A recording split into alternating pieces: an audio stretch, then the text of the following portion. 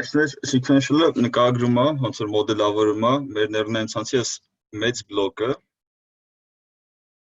որի մեջ լիքը բլոկեր կարած դնես, ոնց որ այդ քո dense բլոկը եւ այլն եւ այլն, activation-ները, softmax-ը վերջում։ Sequentially գործը, որ evaluate կանչես, ինքը պետքա input-ը վերցնի, evaluate-ի input-ը չէ՞ տա։ Այդ input-ը իր մեջ գտնվող այս մոդուլներով առաջ փոխանցի, այսինքն առաջին մոդուլին հարցնի այս input-ի դեպքում output-ը ինչ է, ինքը քեզ մի հատ թիվ կտա։ Հետո այդ թիվը կվերցնես, միշկն չգիտեմ տենում ես թե չէ, այս ձեռս։ Հետո այդ թիվը վերցնում ես, փոխանցում ես հաջորդ շերտին։ Հաջորդ շերտի վրա ես evaluate-ը կանչում, input-ը տալիս ես, որ ստացել ես նախորդ շերտից։ Քեզ նոր output-ը տալի, որ կփոխանցես երրորդ շերտին, ու տես շարունակ։ Հենց հասնես վերջին, ստացվածը հետ կփոխանցես։ Այսինքն քո այդ sequentially evaluate ֆունկցիան վերադասում է ամենավերջին մոդուլի տվածը։ Իսկ backward կանչելուց բոլոր մոդուլները նույն բանն են անում, abstract տեսանկյունից։ Backward-ի ժամանակ տալիս ես loss-ի ածանցել ըստ output-ի, ինքը պետք է հաշվի loss-ի ածանցել ըստ input-ի։ Բայց դա էլի հաջորդաբար անում։ Ստիպից backward-ը կանչում է ամենավերջի շերտի վրա, տալիս է ամենավերջի շերտի output-ի ածանցալները, որ նույնն է ինչ որ քո sequentially output-ի ածանցալները։ Հա, այս վերջին մոդուլը հաշվեց գործողությունը արեց, ինքը քեզ տալիս է մի հատ թիվ, որը loss-ի ածանցալն է ըստ այս input-ների, որը նախավերջին շերտի output-ն է։ Այսինքն այս ստացածը տալիս է սրան ու սրա վրա ես backward կանչում։ Ու սենց միջև վերջ հերթով հակառակ ուղղությամբ գնալով ստանում ենք ածանցել ըստ input-ի, sequentially։ Ու նաև ընթացքում հաշվում ենք բոլոր մոդուլների մեջ պարամետրերի ածանցալները։ Թերի պատասխանեցի, կարաս էլի հարց տաս։ Այսինքն մենք այդ evaluate-ի ու train-ի մեջ backward ու forward ենք էլի կանչում ինչ որ ձև։ Հա, էտա դուրս գալի։ Կարող է դու evaluate flag-ը նկատի ունես, դե մի հատ փոփոխական կա evaluate։ Ֆունկցիան, evaluate ֆունկցիա կա մեջը, որ այդտեղ ինքը evaluate-ի մեջ self training-ը false-ա սարքում, որ իմանանք տեստիրովկա է, իսկ training-ի մեջ բանը self training-ը true-ա սարքում, որ իմանանք train-ա ելնում էլի մեր։ Հա, չէ, ոնց որ դա բան պետք չի ավելացնել։ Հա, հիշեցի։ Evaluate որ կանչում ես, ոնց որ քո այսօր ինչ-որ մոդուլներ կանցնենք, որ տարբեր ձևեր իրենց սպառում, evaluate-ի ժամանակ ու training-ի ժամանակ։ Training-ի ժամանակ պարամետրեր ես փոխում, evaluate-ի ժամանակ back propagation չես անում, մենակ ֆունկցիայի output-ն ես ստանում, ոչ layers-ներ իրենց տարբեր ձև են բաղում այդ երկու վիճակներում։ Որ sequentially վրա evaluate ես կանչում, ինքը պետք է իր բոլոր մեջի մոդուլների վրա evaluate կանչի։ Իսկն բավարար չի, որ sequential evaluate ռեժիմը գնի, պետք է իր մեջ բոլոր մոդուլները evaluate ռեժիմում գնի։ Եթե sequentially վրա training կանչես, պետք է իր մեջի բոլոր մոդուլները Սա արդեն բարձր է։ Այդ training բանը փոփոխականը արդեն անում է, էլի այդ ամեն ինչը։ Հա։ Ու ըստ այդ մոդուլը եթե տարբեր ձև է իրան պահում ըստ training evaluate-ի հետ փոփոխականին նայելով պետք է տարբեր գործողություններ անի։ Այսօր կմտնենք դրա օրինակ։ Էլի հարցեր կան։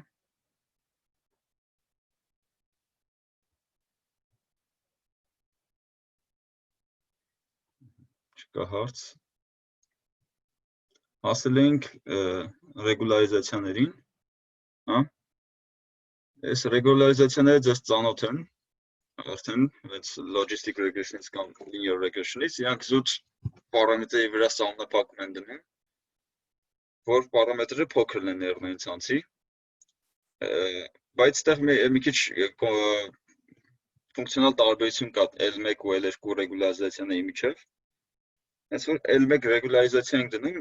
մեր այդ նեյրոնի, եթե կոնկրետ ինչ-որ նեյրոնի վրա։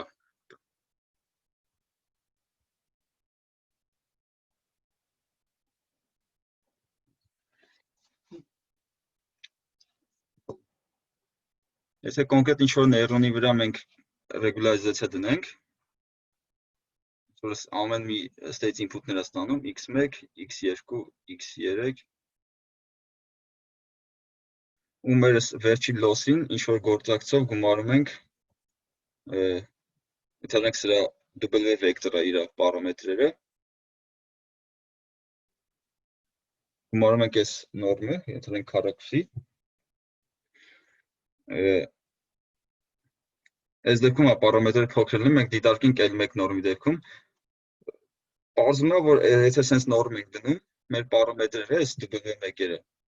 sparse են լինում, այսինքն եթե մենք նայենք այս թվերը, թվերից, որ հիմնական բոլորը 0-ի մոտ են լինում, մի քանիսը տենց մեծ թվեր են լինում 0-ից տարբեր։ Այսի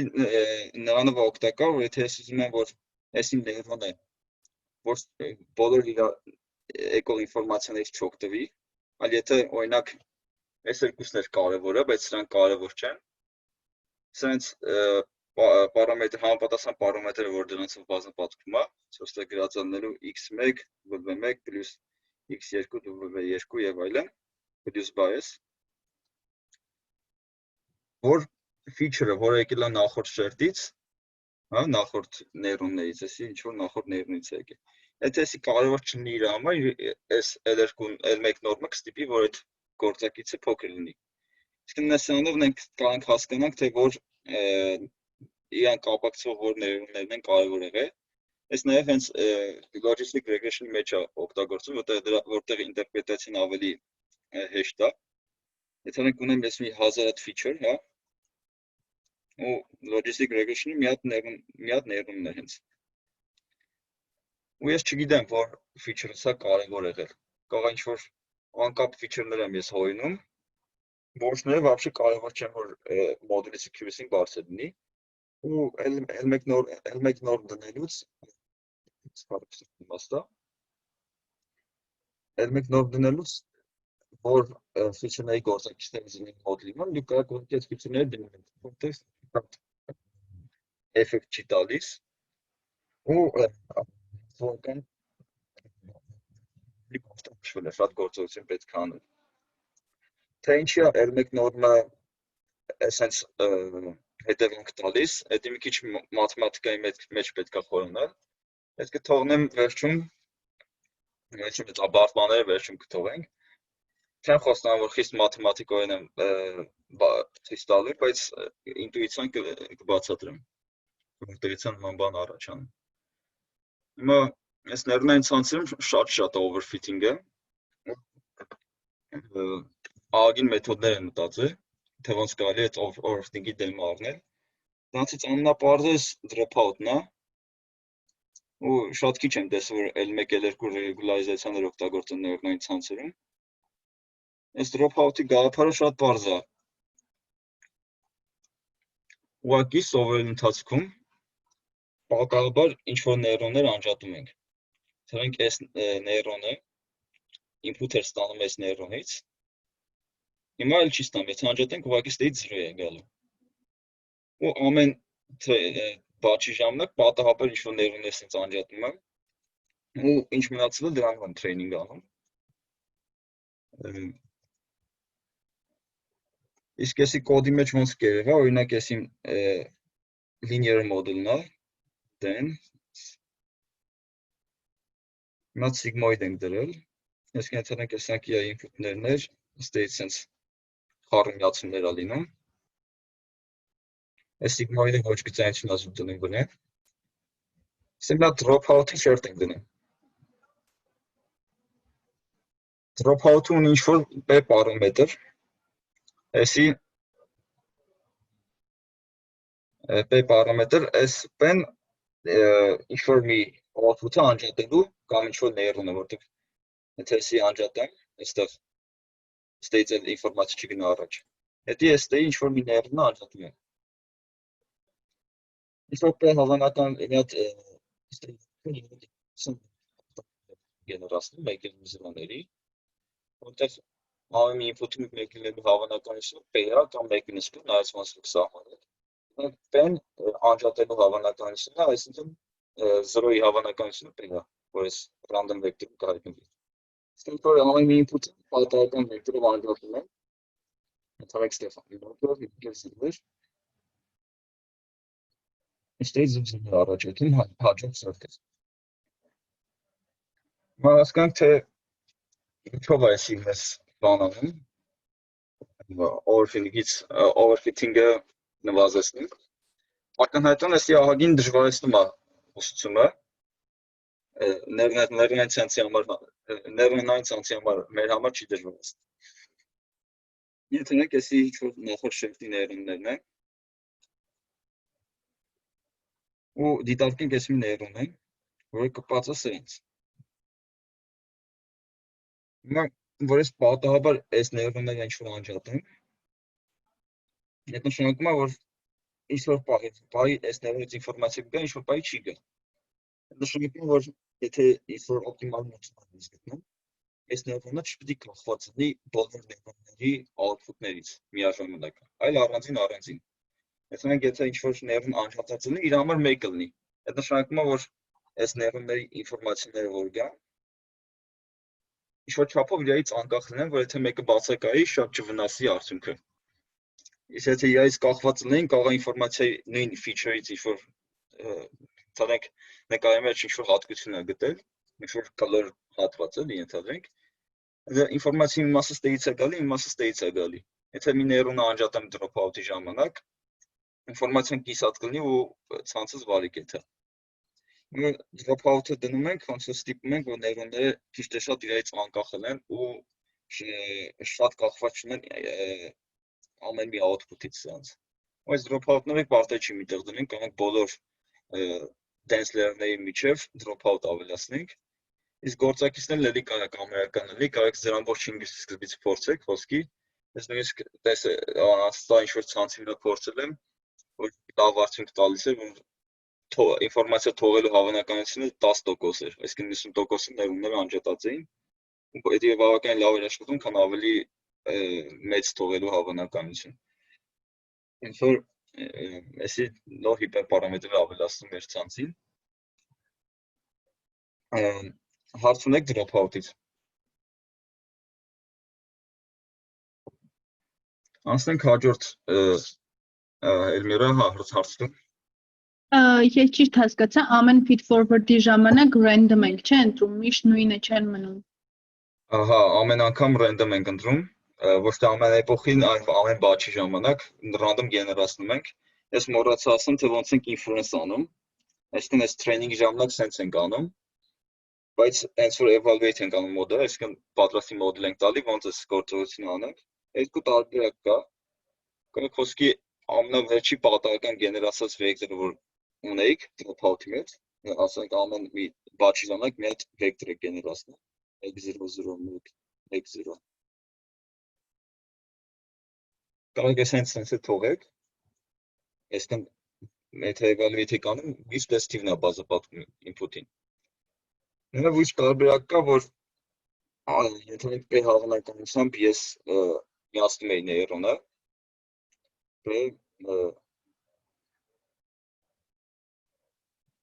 մեկ լինելու հավանականությունը, ես ամեն այս շերտի input-ը բազապատկում եմ մեկ բերով, այսինքն միջնորդում եմ, էլի։ Ժամանակի մեկ բերով մասը ինքը մեկ է եղել, մյուս մասը Extra-լասի մեկ բերով չէ բերով եմ բազապատկում։ Ժամանակի բեր մասը ինքը եղել է միլգում։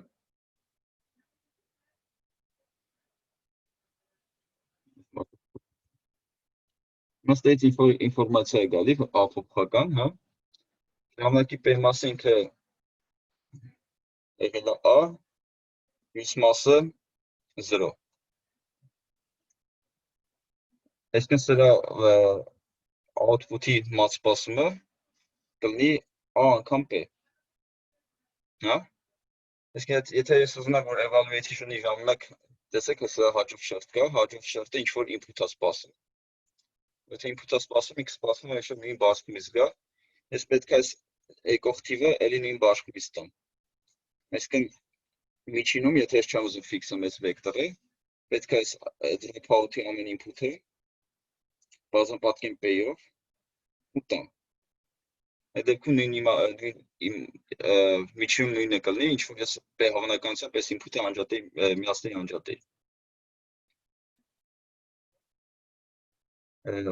Հարցեր կան ստեղից։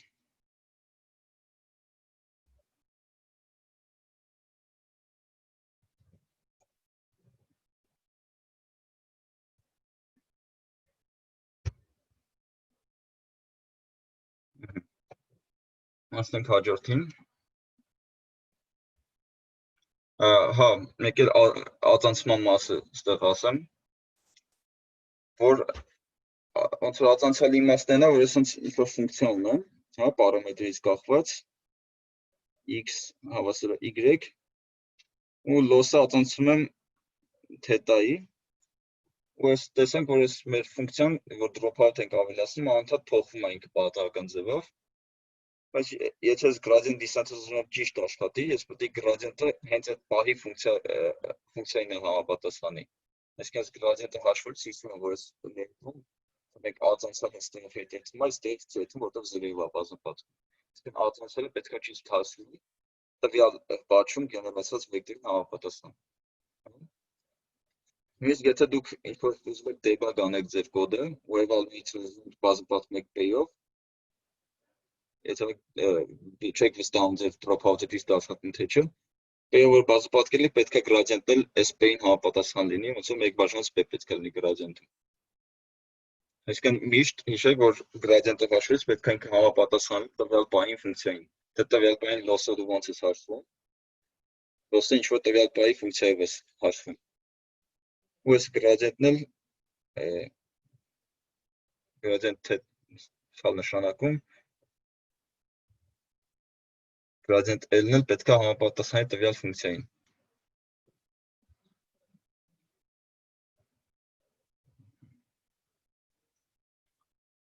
Հաջորդը batch normalization-ն է, որը չի նախատեսված եղել overfitting-ից խուսափելու համար, այլ նախատեսված եղել բան training-ը արագացնելու համար։ Եկեք քննարկենք, թե ոնց է, որն է ինտուիցիան սրա։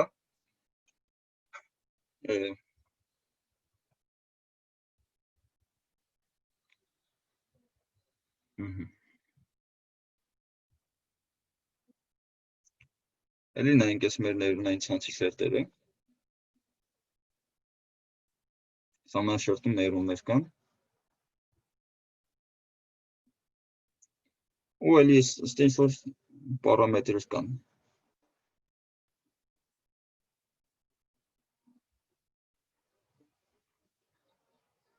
Հիմա ես մի քիչ այս պարամետրերը փոխում եմ, այստեղ մեր x-ն է գալի։ Բնականաբար x-ից ստացվող y-ը, այստեղ ավելի հաս 1-ը, ուրիշ բաշխում է ունենում։ Մեր x-ը ինչ-որ բաշխումից դատա է, հա։ Ու եթե պարամետրը այստեղ հաս 1-ը հավասար է ինչ-որ ոչ գծանություն x w ինչ-որ ձևով x տրանսֆորմը այդ կարևոր չի բեր։ Այսինքն թե x-ը ինչ-որ բաշխումն է, h-ն ինչ-որ բաշխումն է, որը կախված է այս պարամետրից։ Այս պարամետրը փոխվում է, այդ բաշխումը փոխվում է։ Հիմա այս ներունը տվյալ պարամետրերի դեպքում հենց է սովորել, ու ինքը ինչ-որ կոնկրետ բաշխում է սպասում։ Եթե հետևաբար այս հաջորդ լերները, հա, այս ներունն էլ սպասում է սրանից ինչ-որ կոնկրետ բաշխում։ Հիմա այս պարամետրերը մի քիչ փոխվում, այս բաշխումը փոխվում է։ Հետևաբար այս ներունի պարամետրերը դրա արդեն սովորի ուրիշ բաշխում։ Այսինքն training-ի ընթացքում այս մի ներունի output-ի բաշխումը ինչ որ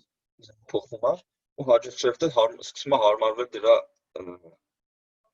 բաշխմանը։ Դա հարմար չի, որտեղ մենք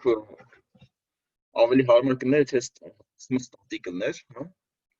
Ինչ-որ կոնկրետ բաշխումից գներ, որ այս ներունը իմանալ ատոմից դեպ բաշխումից է գալի, ու սովորի կոնկրետ բաշխումին, իսկ այս դեպքում, որ անընդհատ այս input-ի բաշխումը փոխվում է, ոնց որ այս հաջորդ ներուները վազեն այդ բաշխումի հետևից ու անընդհատ ուրիշ բան սովորեն։ Ու դա բնականաբար դանդաղեցնում է training-ի ժամանակը, թե ինչքան ժամանակում կհասնես ինչ-որ կոնկրետ loss-ի։ Հենց մենք նաև նման բան տեսել ենք, որ այս x-ն էինք բանանում, նորմալիզացնում, որ x-ը ինչ որ բերում ենք կոնկրետ բոլոր x-ի բոլոր վարիանտները խոսքի մեկ լինեն կամ սահմանները մեկ լինեն, այդ ինչ որ տրեյնինգի արագությունը մեծացնում էր նույն ինտուիցիանը։ Հիմա իրանք առաջ են բերել, որ այս ամեն մի շերտի արանքում մի հատ շերտ դնեն, որը կստանա input, ինչ որ x, կտա y, որը նորմալորված է, այսինքն ունի 0 միջին, ու ինչ որ մեկ վարիանս։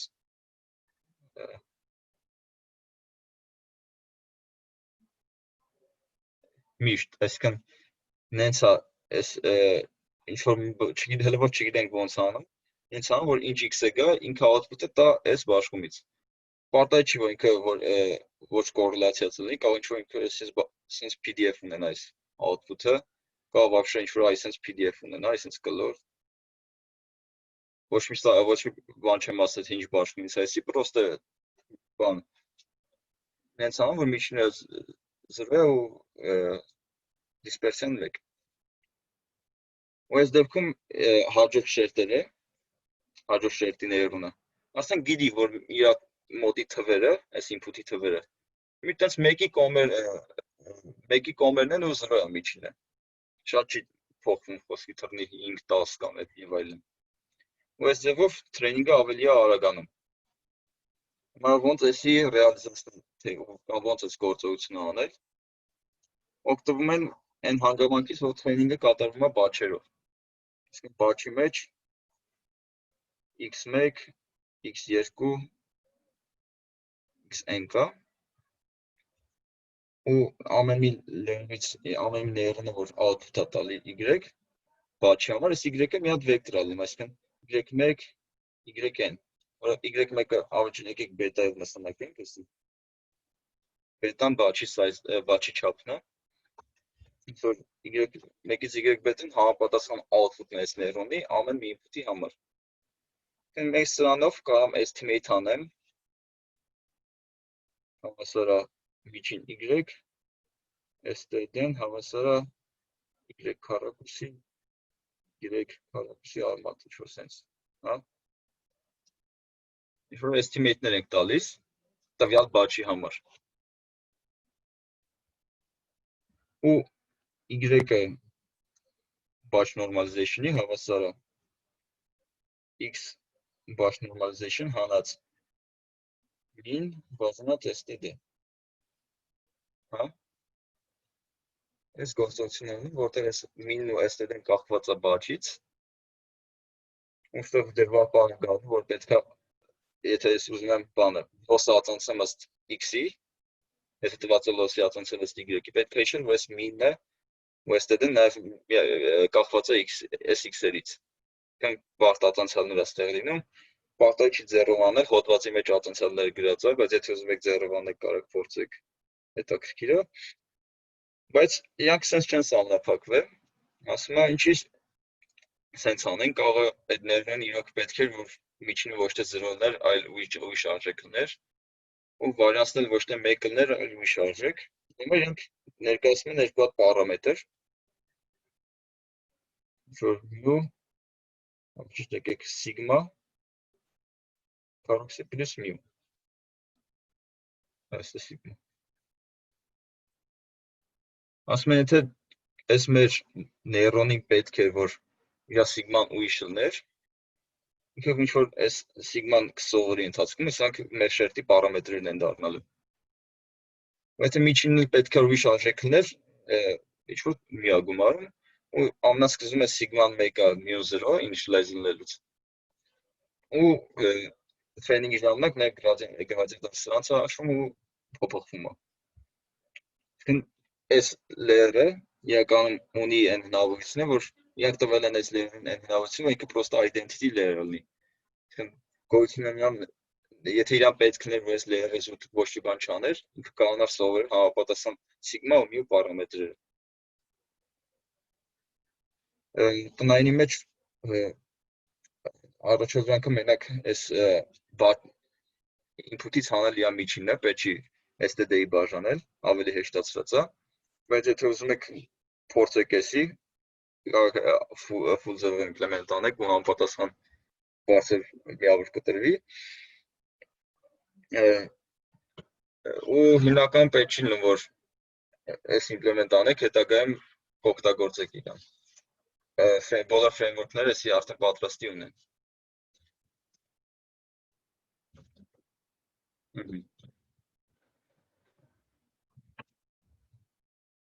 Հարց կա batch normalization-ից։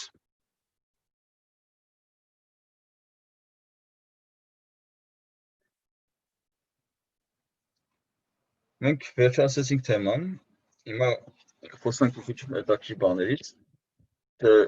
հատ հասկանանք ներնային ցանցի ինտուիցիան ինչ է, ասենք թե ինչ կուզեինք, որ ինքը աներ, բայց այդ անում թե չի անում, այդ չգիտենք։ Այս ինչ-որ նկար ունենք, հա, այստեղ գրված է 1։ Այս նկարը ոնց է ներնային ցանցին տալիս, ու տամ այս նկարը վերածում է ինչ-որ վեկտորի, հա։ Ու ես արդեն նորմալ վեկտորով ինպուտը տալիս եմ։ Ճիշտ է, մենք կորցնում ենք տարածական ինֆորմացիան նկարի, այսինքն եթե վեկտորով եմ տալի, համար տարբերություն չունի այս թիվը սրանից հետո է գալի, թե չէ, համապատասխան կսովորի, բայց նկարի դեպքում ոնց ես գիտեմ, որ այս պիքսելը խոսքի սրա տակ է, իսկ որ վեկտոր սարքեմ, այդ ինֆորմացիա չկա, եսի խնդիր է եղել, որ դա լուծվել է ուրիշ մոդելներ հոյնելով, որ կոչվում է convolution, որ դա հիմա չենք անելու։ Բայց սենց էլ է ոնց որ ինչ-որ արդյունք էլի հնարավոր է ստանալ, բավականին բարձր, հասկանանք ինչ կարող ներնային ցանցը անի այս նկարների հետ, որով ներումներ է դրած,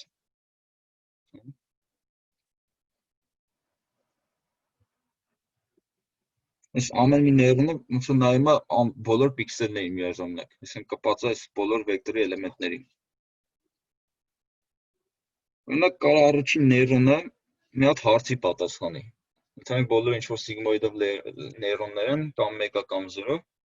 մենք պատասխանում է մի հարցի, օրինակ նկարի մեջ այստեղ սենց հատված կա, թե չէ։ Հա, այդ ոնց կարող պատասխանի, այդ հարցին զուտ այս նկարը վերցնի, իր weight-երն լինեն մի հատ մատից, որտեղ սա 0 է, այստեղ 1 էր, այս որտեղ մուք եմ գծել 1 է այդտեղ, ու եթե էսի բազմապատկի այս նկարի հետ, որտեղ 1-ը 1-ի հետ բազմապատկի մեծ թիվ կտա, որտեղ 1-ը 0-ի կամ 0-ը 1-ի 0, ու տենց եթե օրինակ էսի սրա հետ բազմապատկեմ, W x-ը փոքր կլինի, բայց եթե էսի բազմապատկեմ օրինակ 8-ի հետ, այդ W transpose x-ը մեծ կլինի, որտեղ ստեղ աղգին բան կա, այդ կլորությունը կդրնի ընթորենք։ Կա երկրորդն էլ ինչ-որ պատասխանի այստեղ սենց խաչ կա, թե չկա, երկրորդ ներոնը։ Սենց շարունակ ինչ-որ տենց ֆիչերներ գտնի նկարի մեջ, հիմա նայենք հաջորդ շերտը ինչ ենթադրենք կարող անի։ Եղենք գտել այս սենց է input գալիս, մի հատ այստեղ ներոն կա, որը պատասխանում է մի հատ հարցի, որ այստեղ գծիկ կա, թե չկա, հա։ Հիմա ստեղից որ սենց երկու ինվորմացիա կա, եթե անենք երկուսն էլ 1 է, կարող հանգիստ մեր թիվը լինի 7, հետո ստեղ խաչ կա, ստեղ գծիկ, ասենք կարող այս ներոնը այս երկու ինվորմացիայով, մյուս ներոնին չնայի, զուտ գուշակի 7 կա, թե չկա նկարում։ Նույն ձևը այս ներոնը ուրիշ թվին նայի, ուրիշ պատկերներ իրար համապատասխանեցնելով, ուրիշ ինչ-որ տենց pattern-ներ։ Ոնց ամեն ինչքան խորանանք ներնային ցանցով, սա ավելի բարդ ֆիչերներ է ինքը առանձնացրել, ոնց որ առաջին շերտում ինքը փոքր կտորներ նկարից, ու օրինակ ես որ նայեցինք այս tag գիծը, այսա,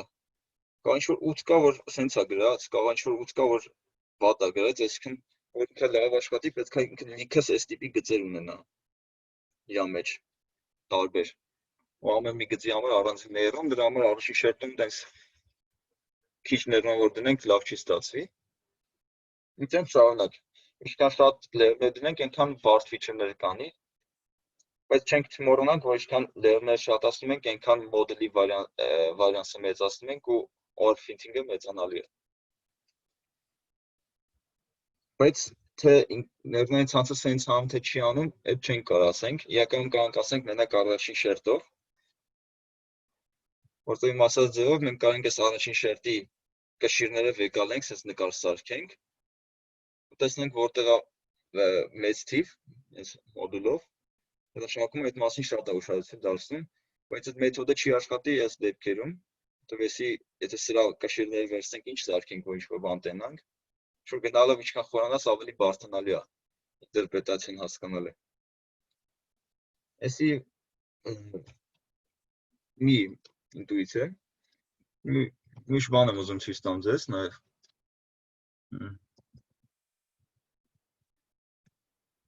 Yes.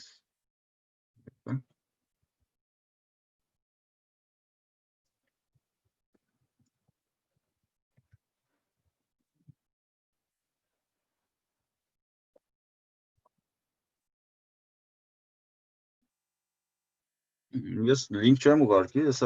բանը նայեք, վերնագիրը, ես դրանով որ Google անեք ոնց որ ես կգտնեք, ես բավականին հաճելի նյութ է, որ ուրիշ ինտուիցիա տալի, թե ցանցի ինչ անում, որը իրոք այդ անում, իսկ ինչ-որ նախորդ ասացի, կարա տենց անի ու բոլորս նես փորձում ենք հասկանալ, որ տենց անում։ Հիմա ինձանք ունենք այս sense data, Ոչ շատ խոշորացեցի։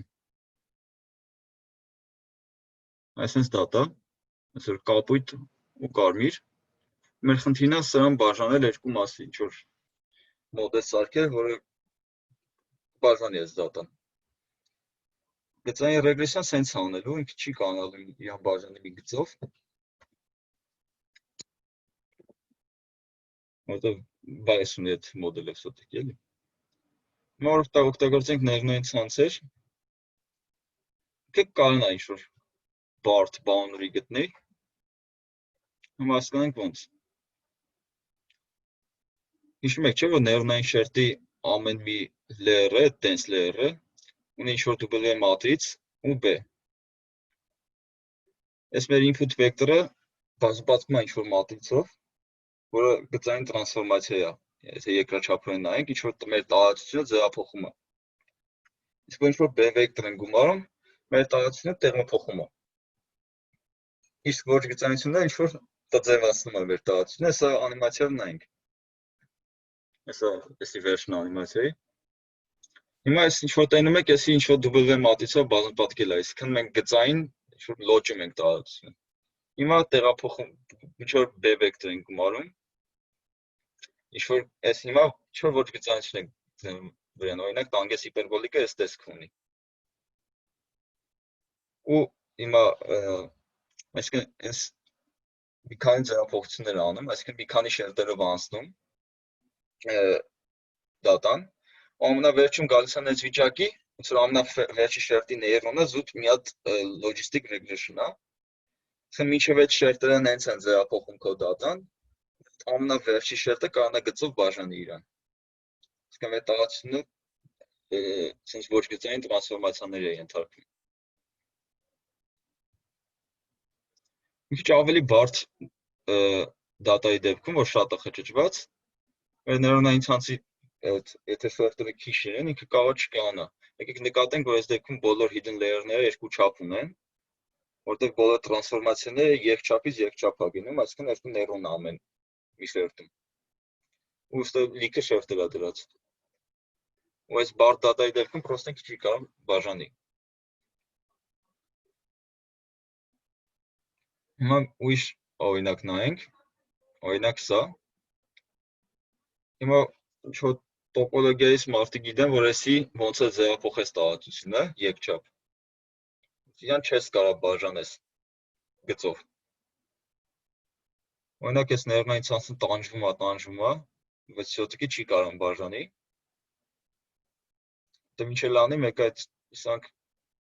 չի բաժանում ոսը։ Դրա համար ներնային այդ hidden layer-ում մի հատ ավել layer են Ավել ներուն են ավել ասում, օրինակ երկչափից, որ տեղափոխի եռաչափ տարածություն։ Այս դատան եռաչափ տարածություն կարող է ձևափոխի, այսինքն պատկերացրեք այս վերևի դատան, այս թղթի վրա է, բայց եռաչափ տարածությունը։ Հիմա իրան կարող է ձևափոխի, որ մի հատ գծով իրան կտրի բաժանի, որը այստեղ երևում է։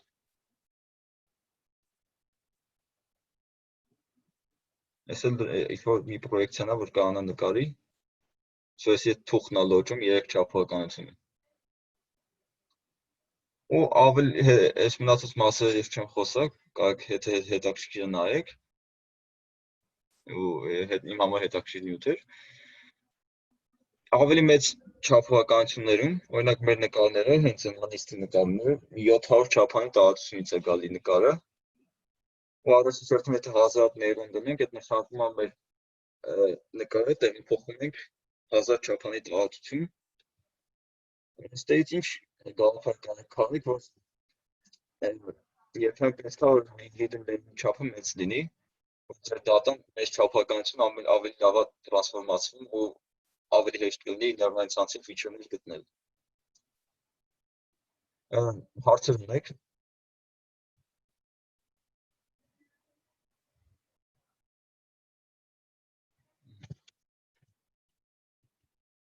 Հիմա ինչ ավելի շատ մաթեմատիկայից են խոսալու։ Ինչ-որ մարդիկ տենց չեն սիրում մաթեմատիկան, այս մասը այդքան էլ անհրաժեշտ չի։ Ոչինչ սիրում կարող վերջացնի այսքան լրիվ բավարար է բաները սովորելու համար։ Իսկ ես կբացատրեմ ոնց որ ինչ է L1 նորմը տենց էֆեկտ ունենում, որ weight-երը փոքրացնում է։ Դրա համար մի հատ նայենք L2 նորմի ու L1 նորմի ֆունկցիաները։ Դա ինչ որ վեկտոր հավասար ինչ որ հաստատում։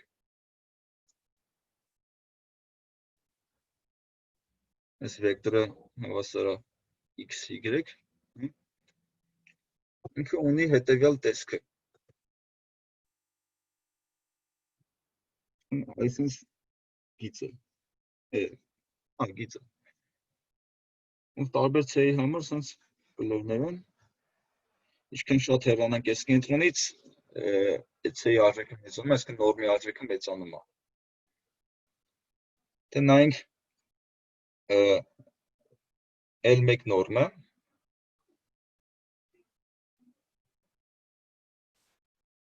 ինքը ունի հետևյալ տեսքը։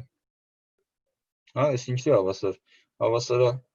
մոդուլ x պլյուս մոդուլ y։ Սա գրաֆիկը գծենք, այսինքն բաներ է լինելու։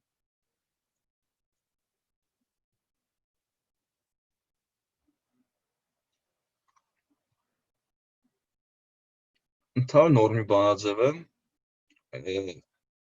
այդ նորմը կարծեմ հավասար է ուղղար v-ի մոդուլ v-ի p աստիճան 1 p-երորդ, ինչքան p-ն փոքրանում է, ինքան մեր նորմը այսպես տեսք է ունենում։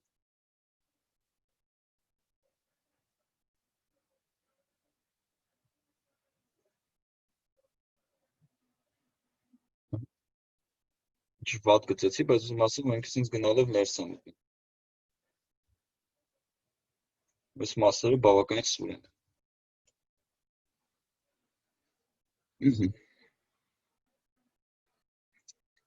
Պատկերացնենք մի հատ լոս ունենք, այսինքն լոսը ընդհանումը հավասար է L1 պլյուս նետա անգամ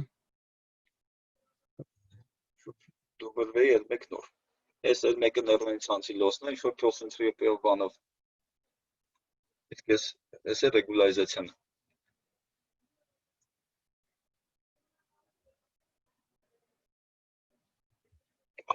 Մի հատ նայենք այս մի հատ գիծ,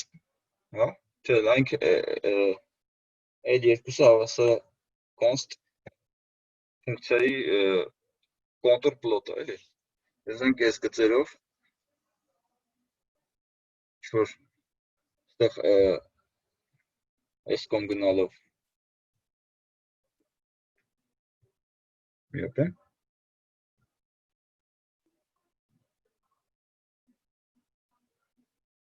Ուրեմն այս գծերի վրա L1-ը հաստատումն է։ Հա։ Ու մենք ուզում ենք նենց պարամետրներ փնտրել, որ L1 գումարած S-ի փոքր լինի։ Ես ենք ֆիքսված գծի համար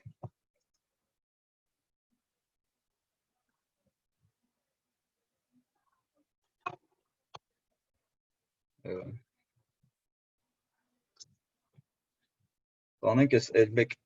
լորմի գծիկները։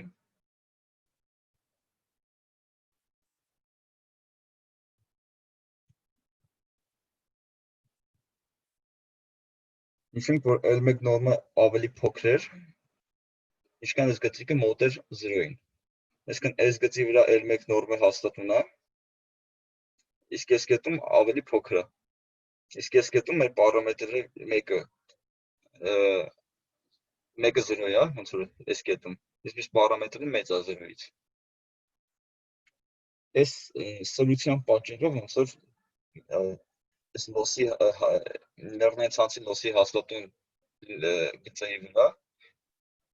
մեր ռեգուլյարիզացիոն մինիմում արժեք ընդունվում է այս գագաթներում։ Իսկ եթե մենք նայենք L2 նորմը, երևի հեշտ կլինի գնանք։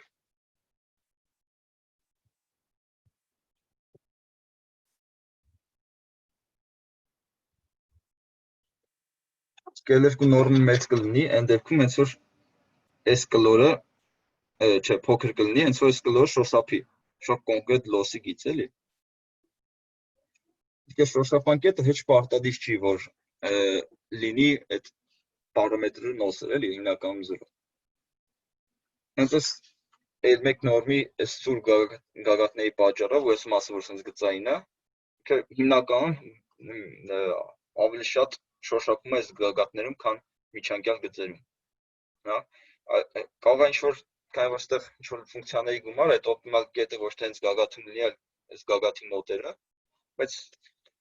L2 նորմի դեպքում հանգիստ կարող այս մեջտեղներն էլ լինի, էլի։ Ու ինչքան մենք նորմի այս աստիճանը փոքրացնենք ու մոտեցնենք 0-ի, այս գագաթները կսրանա։ Ճիշտ է, հաշվական տեսանկյունից ավելի բարդ է լինում այս ֆունկցիան հաշվել, բայց այս սուր գագաթները ավելի շատ են օգնում, որ մեր այդ պարամետրը, այսինքն ոնց որ այդ պարամետրերն էին լինել, W1, W2-ը։ Այդ պարամետրերը ավելի մոտ լինեն 0-ին։ Մեծ մասը մոտ լինեն 0-ին։ Սահմանային դեպքում ոնց որ եթե 0 է լինում, այս նորմ ինդեքսը այսպես խաչա լինում։ Այսինքն այս ամբողջությամբ գալիս է 0-ի մոտ։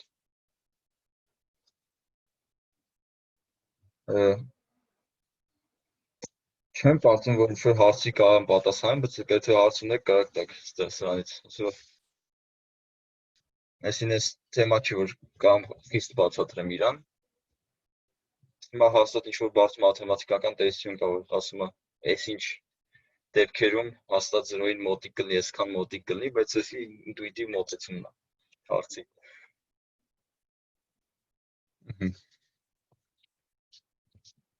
Մենք էլ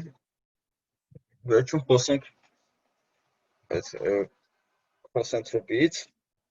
ինքը որտեղից է գալի եւ այլն։ Գալիս է information theory-ից, որտեղ այնտեղ տենց տերմին կա հենց քոսենտրոպի, բայց դրա համար սահմանենք էնտրոպին ինչ է information theory-ում։ Ինչ որ պատահական մեծություն ունենք, այսի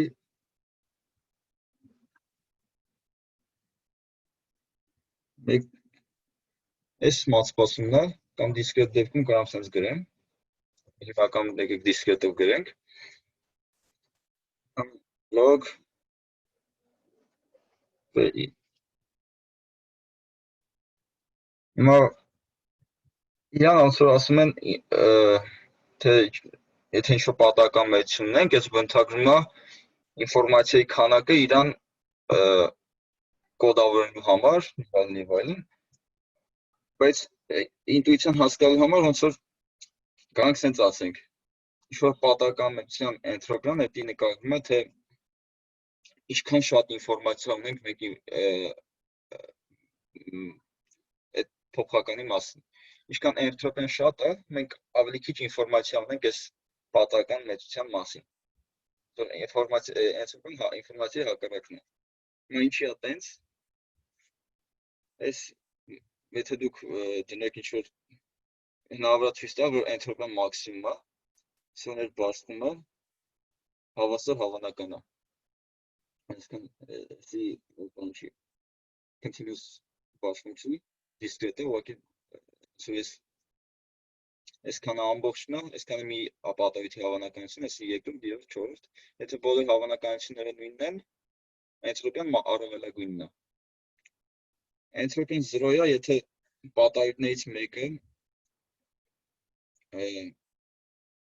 պատահություններից մեկը մեկ հավանականություն ունի, մնացածը 0, այսինքն 1/3 էր։ Դա հեշտ է ցույց տալը, պրոստը այստեղ սա սահմանը, որ p-ին ձգտում է 1-ի 0-ն է։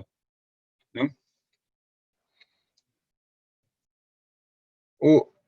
մի հատ միջանկյալ դեպք նայենք։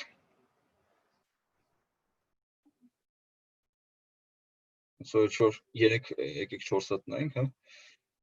Տեսնենք, ասենց բաշխում ունենք ու ասենց բաշխում ունենք։ Այս դեպքում էնտրոպիան ամենամեծն է, այս դեպքում էնտրոպիան ամենափոքրն է,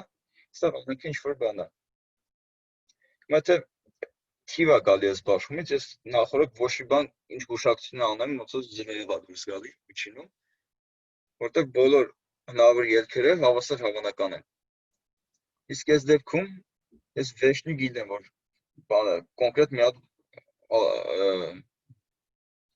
պատահույթն է լինելու միշտ, որտեղ դա մեկ հավանականություն ունի։ Իսկ ես այս պատահական մեծության մասին ամբողջ լրիվ ինֆորմացիա ունեմ։ Իսկ այս դեպքում հաստատ սրանից ավելի քիչ է, որտեղ ես եթե միշտ գուսակեմ էսի, հա, ավելի ճիշտ ես ավելի շատ ինֆորմացիա ունեմ այս դեպքում, քանի որ ես գիտեմ, որ ավելի շատ այս պատահույթն է լինելու, քան մնացածը։ Այդ ավելի շատը հենց դա նկարագրվում է այս էնտրոպիայով։ Մի հատ ուրիշ բան կա։ Էսի մեծությունն է, որը նկարագրվում է բաշխումների հեռավորությունը։ Իրարից, եթե հանենք ունեմ P-Q բաշխում,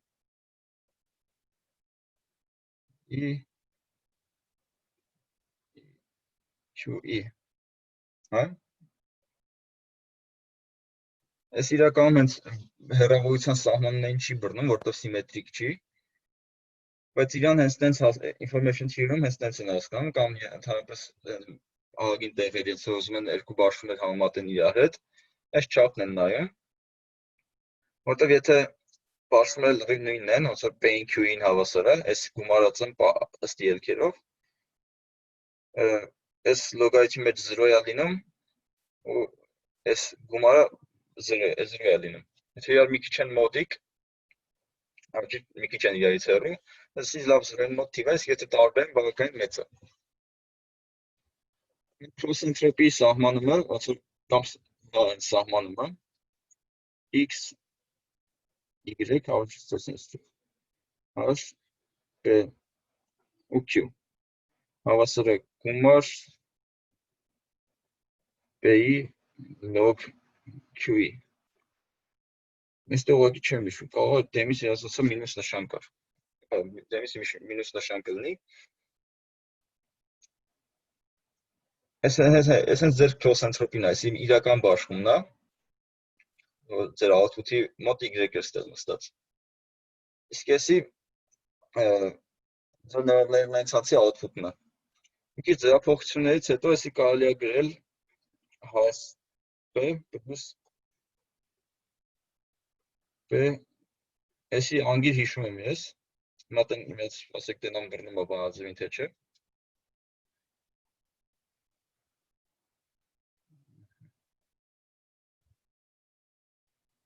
Այսինքն, բռնում է։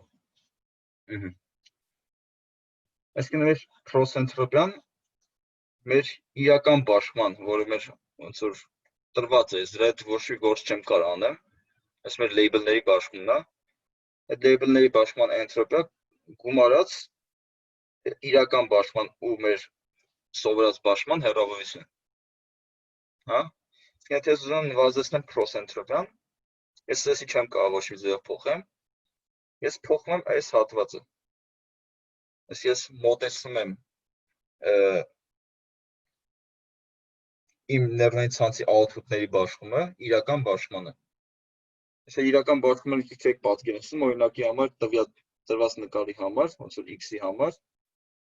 ցավոք ունենք 10 տարբերակ, 1, 2, 10, շա միտեղ 1 էր, մնացածը 0։ Էս էլ է, չէ, բաշխում ինչ-որ շատ խիստ բաշխում է, բայց բաշխում է։ Ուստի P-ի տեղը որսի գրենք, այս գումարի մեջից մի հատ անդամ էր դուրս գալի, ոնց որ մինչև էս անում ենք։ Այսինքն մենք մինիմիզացնելով cross entropy-ն, մինիմիզացնում ենք էսի, որը ցույց է տալի, որ եթե գուշակությունն էլ ինչ-որ այսպես էր, ուզում եմ այս գուշակած բաշխումը մոտիկանա այս բան 1-երով ու 0-երով բաշխմանը։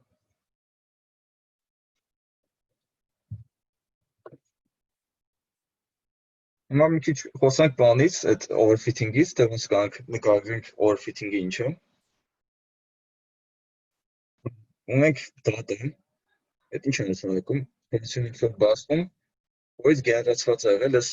իմ data-ն, ապա սրա մեր x-երն ու y-ները, որ գեներացված է մեր data-ից։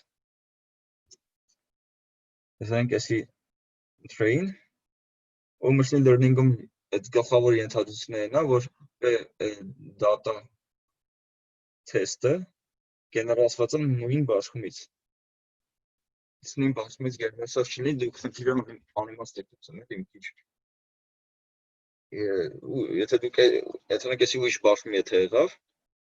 դուք էս եք սովորել, այս նոր բաշխումից եկած դատան չի կարող ձեր մոդելը լավ գուշտակություն անի։ Երբեմն, եթե դուք ձեր բաշխումը կարող ժամանակի ընթացքում փոխվի, հարց կա, դուր Արմոն ջան։ Հա, մի հատ հարց ունեմ հենց այս հատվածից։ Իսկ transfer learning դες մի հատ բան կա, չէ՞, տերմին կա, այդ քո ասած դատաների փոփոխությունը ենթանենք ժամանակի ընթացքում դատան ինչ-որ փոփոխության ենթարկվեց։ Transfer learning-ն է այդ հարցը լուծում, թե նորից train պետք է արվի եւ այլն եւ այլն։ Դա հակերեսորեն գիտեմ, էլի այդ transfer learning-ի մասին պրոստը եմ։ Ես ամբողջությամբ չեմ ասի դրա մասը, որտեվ այսօր այդ օրը չի։ Դրանից տնային առանձին կունենաք, բայց մոտավորապես բացատրեմ ինչա կատարում transfer learning-ում։ Հեսա կասեմ։ Ուսոր եթե կարող ժամանակի ընթացքում այս դատան փոխվի, դրա համար ինչ-որ online learning ալգորիթմներ կան, որ անընդհատ սովորում է քո մոդելը։ Այսինքն ոնց որ օրինակ հիշում եք այն Ադամի մեջ, որ բաշխումը անընդհատ փոխվում էր ու մենք moving average էինք անում։ Ու moving average-ը 5 ժամանակներին ավելի քիչ weight էր տալի, նորեն էր պահում։ Նույն ձևը եթե այս gradient descent-ը այս նոր data-ով անընդհատ անեմ, որ իմ մոդելի պարամետրերը կհետևեն այդ փոխվող բաշխմանը, իհարկե հետ կմնան բաշխումից միշտ, բայց adaptive կլինի այս նոր test data-ին։ Այսինքն հիշեք, սենց ենթադրություն կա, որ train-ը ու test-ը նույն բաշխումից են գալի։ Հիմա մի քիչ transfer learning-ը ինչ էր իրենց ներկայացնում։ Ունենք մի հատ մոդել, հա, որը P1 data 1 բաշխումի համար է սովորած։ Ու ես ուզում եմ այս մոդելը հարմարացնեմ P data 2-ին։ Էսի մի քանի պատճառ ընթացի եմ սենց բան ուզում անեմ։ Առաջինը ես data 2-ից քիչ sample ունեմ, հա, ու ենթադրենք ես այս իմ data-ն նկարների data է, ես հաստատ մի 1000 հատ կամ 10000 նկարով դժվար կանամ լավ մոդել train անեմ։ Իսկ ես data 1-ից ահագին sample-ներ կան միլիոն հատ կամ 10 միլիոն հատ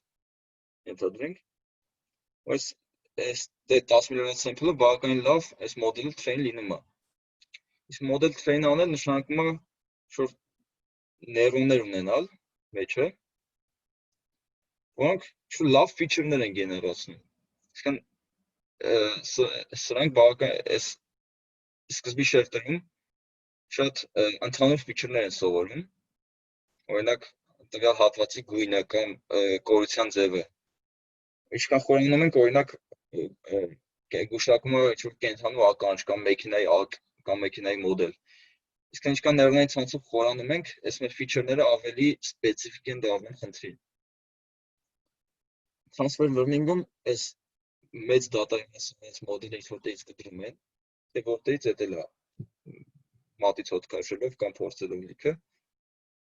Այսպես էսի բերում են դնում են ստես սովորած մոդելը, որտեղ այստեղի feature-ները լավ մոյչնի feature-ներ են։ Իրանք բավականին ուժեղ են ու ընդհանուր։ Ըստեյս մի քիչ ավելի փոքր ներնային ցանց եմ դնում, քան S-ի։ Ու երկու տարբերակ կա, կամ S-ի եմ սովորում, սրանք ֆիքսած, այսինքն S ուրիշ մոդելից բերած մասը չեն փոխում вообще։ Ոստեղ քանի որ քիչ պարամետրեր են, քիչ data, overfitting-ը քիչ կլինի։ Կամ նույնիսկ որ այս մասը պարտադիր չի ներնային ցանց դնել, կարող decision tree կամ run-off forest ինչ-որ տենց ուրիշ մոդելներ դնեք, որտեղ ենթադրվում է ու լավ ենթադրություն է, որ ստեղից եկած feature-ները լավն են։ Ուրիշ տարբերակ է կա, որ միաժամանակ երկու մասեր train անեն, հնարավոր է տարբեր մասեր, այս ավելի փոքր learning rate-ով, այսի մեծ, ինչի փոքր, որտեղ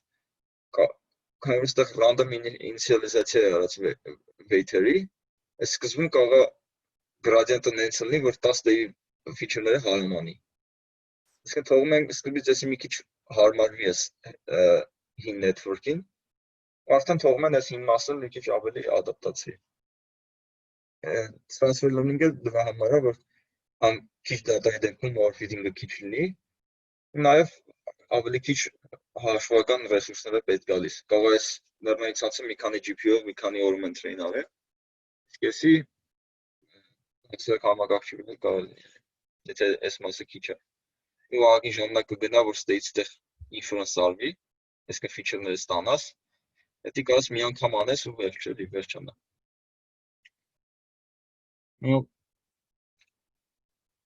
Վերադառնանք այս մասին, որ մեր data-ն ինչ-որ բաշխումից է գալի, էլի մուլտիկ օրինակի վրա նայենք, դնենք էսի մեր data-ի բաշխումն է, input-ների, այսի մեր կետերն են, հա։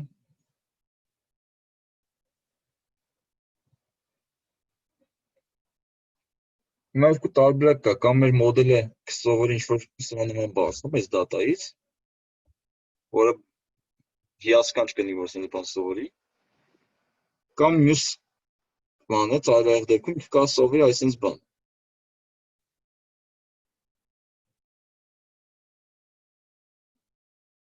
Հա, այսինքն էսի սուր բաշխումից ու ML-ի բաշխումից, այդ երկու բաշխումից կարող նույն data-ն ստանան։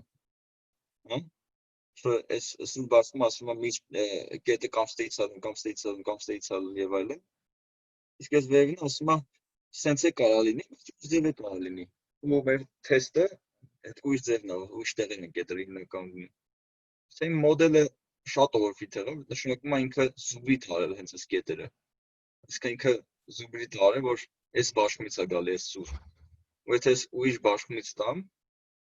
չի լինելու։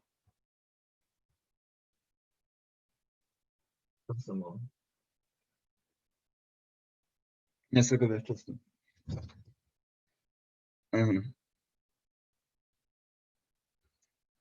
Հա, օրֆիդիկի դեպքում ես վատ դեպքներում չպետք է թույլ տալ, որ ինքը զուբրիտ անի։ Վերադառնանք information theory-ին, այդ ուրիշ մեծություն կաններ, կոչվում է mutual information, որը ընդհանրում է երկու փոփոխականի միջև ինչքան ինֆորմացիա կա, ինչով ես հարցում եք։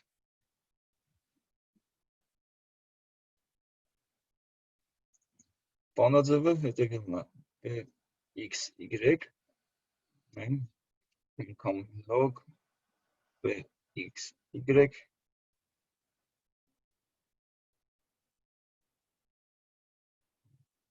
կամ նաև ինչ-որ հաս x, հանած հաս x, y։ Հիմա այս առաջին բանաձևը ոնց որ ինքը ցույց է տալի այս mutual information-ը, թե ինչքանով մեր x, y փոփոխականները անկախ չեն ցանկախել են px-y-ը կանգնենք px անգամ py, այս լոգարիթմի մեջ կլինի 1, գումարը 0, ինչը կնշանակի, որ mutual information 0-ը նորմալ է, իսկ այդ փոփոխական երից անկախ են, իրենք вообще ինֆորմացիա չունեն։ Եթե անկախ չեն, այս ինչ որ դրական թիվեր են, ցույց է տվում, որ այսի միշտ դրական է։ Հիմա ինչ-որ ձևափոխություններով կարելի է ցույց տալ, որ այսի x փոփոխականի էնտրոպիայից հանած x փոփոխականի էնտրոպիան հենց տված է y-ը։ Իսկ այսի ասում է, թե y-ը իմանալով ինչքան է x-ի էնտրոպիան փոքրացնում։ Իսկ ինչքան շատ ինֆորմացիա ունենում որ x-ի մասին։ Այս տարբերությունները հենց կլինի ինֆորմացիայի չափ։ Այսինքն ուսում ասեմ, որ sense մեծություն կա, որ չափեն երկու փոփոխականի միջև ինֆորմացիան, որը հիմնականում շատ բարդ է հաշվել է, մոտարկումներ են անում իրան։ Բայց ավելի շատ ինչ եմ ուզում ասեմ։ Մեր նորային ցանցում մենք x նորային ցանցով խորանալուց այս h1 h2 հիդրոներների output-ներն են։ Վերջում ստանում եմ y-ը։ Շային ենթադրենք այսպես։ Հիմա ինչ որ W պարամետր կան, ստաբել։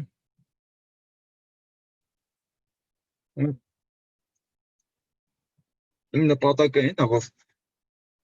x-ից մի հատ y ստանամ, ուստեղ y աստանիշ, հա։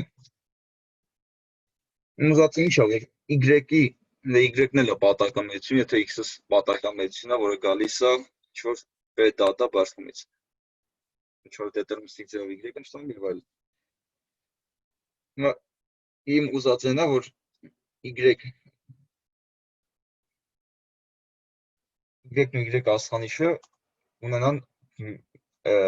բավականին մեծ mutual information։ Իսկ նրանք ընդհանուր ինֆորմացիա ունենան, իսկ ավելի կոնկրետ ասած նույնը լինեն։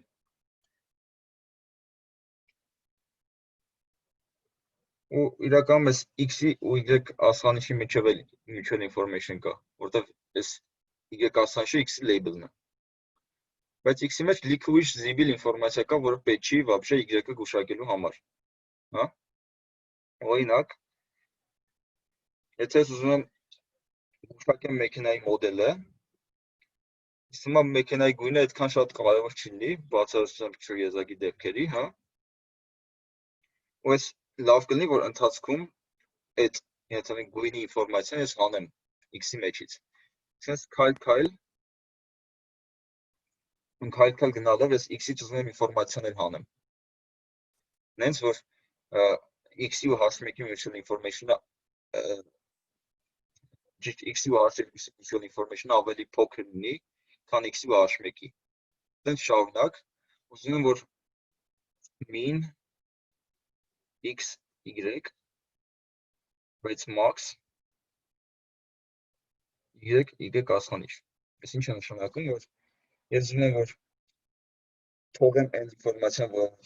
կանեմ գուշակեմ։ Ուստեղ մենակ y-ը չի, x h y, հա։ Թողեմ այն ինֆորմացիան, որով ես կանեմ գուշակեմ y աստանիշը, բայց overfitting-ից խուսափելու համար հանեմ այն ինֆորմացիաները, որը պետք չի y-ը գուշակելու համար։ Որտեղ եթե կլորտ ինֆորմացիա մնաց, այդ նշանակում է էդի կարող օգտագործի գուշակելու համար, ինչը overfitting-ի բունն է։ Եթե ինքը սովորեց որ ավտոյի գույնը գուշակի մոդելը, ուրիշ թեստի վրա այդ մոտեցումը չի աշխատի։ Բայց մենք ոնց որ մենակ էս ենք անում, հա, մենակ էս ենք մաքսիմիզացիա անում, բայց այս մասը չի նմանել, որտեղ մաթեմատիկայում բավականին բարդ է ու փորձեր կա, փորձեր անում են, այսինքն ինչ-որ ձևերով սահմանափակումներ դնել, որ այս ինֆորմացիան փոքրանա x-ի ու hidden layer-ների output-ի միջև։ Ու ինչքան շատ այս x-ից ինֆորմացիա մտավ մեր մոդելի մեջ, այսինքն h1-ի, h2, h3-ի մեջ, նշանակում է մեր այս մեր մոդելը ինֆորմացիա ունի դատայից, որ էլի բնութագրում է overfitting-ը։ Էսի չի նմանել, իսկ էսի ոնց որ այս ինչ-որ ձև ունի, որ գնում ես էլի ինչ-որ բան գումարած DKL էլի նույն, դուրս է գալի, որ մենք էլի ինչ-որ mutual information ենք մաքսիմիզացնում։ Ինչ ուզում ասեի։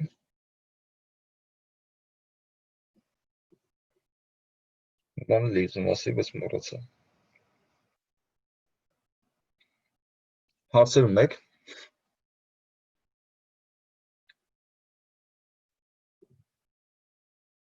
Հիշեցի ինչ էի ուզում ասեի։ Ուզում եի ասեի, որ այն ինչ որ ընդհանուր դեպքում բարդացնում է տրեյնինգի ընթացքը,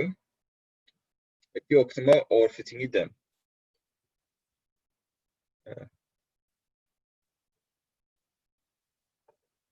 Օրինակ, այս ռեգուլարիզացիաները սահմանափակում է դնում weight-ի վրա, որը դժվարացնում է սահմանափակում է քո մոդելը, այսինքն չի թողում մեծ weight-ը լինի, դժվարացնում է տրեյնինգի ընթացքը, ու մեր պրինցիպին բռնում է։ Ինքը ինչ-որ overfitting-ը քչացնում է։ Dropout-ը էլ ավելի շատ է բարդացնում էր learning-ի process-ը ու էլի պրինցիպին համապատասխանում է, դժվարացնում է ուսուցումը overfitting-ի դեմ է։ Այս բաժնորմից մոռացա ասեմ, որ իրականում իրանց հոդվածում նշած է, որ բաժնորմով ու dropout-ով, ճիշտ dropout առանց բաժնորմ ու բաժնորմ առանց dropout, նույն տիպի արդյունքներին են հասնում, բայց բաժնորմով ավելի արագ, որտեղ ինքը տրեյնինգի ընթացքը արագացնում է։ Իրանք չեն բացատրում, ու ես փորձել եմ իմանալ բացատրությունը, չեմ իմացել, թե խի է բաժնորմը իրական այդ որ ինտուիցիայով է իրան քչացնում overfitting-ը, փորձնականորեն ցույց է տված, որ քչացնում է։ Ու ասած իրականում ինքը բարդացնում է տրեյնինգի ընթացքը, ինչ-որ ձևով բարդ բաներ անում դատայի հետ, ինչ-որ չափով բռնում է մեր պրինցիպին։ Ես այսքանն էի ուզում ասեի, ու էսի մեր վերջին լեկցիան էր։ Ձեզ բարի ժամ անցնային անելուց։ Հարցեր ունեք վերջ։ Չկան հարցեր։ Դա ռեկորդինգը անցնենք։